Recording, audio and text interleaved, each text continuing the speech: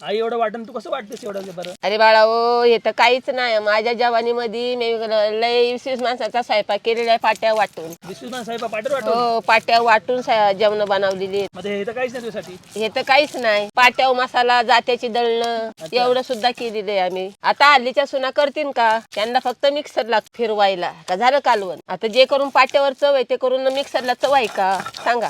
किती भारी मसाला वापरा पण चवच नाही त्याला. जी पाट्याची चव आहे ती मिक्सरची चव नाही. कंचा मसाला वापरा. बघा बाळांनो, आता आपला मसाला झालाय, आता काढून घेते. थोडस पाणी टाकायचं, मग राहिलेला मसाला काढून घ्यायचा. बघा बाळाओ, झाला पाट्यावरचा मसाला वाटून. बघा बाळाओ, चूल मस्त पेटलेली ठेवते कढई, तेल टाकते. कढी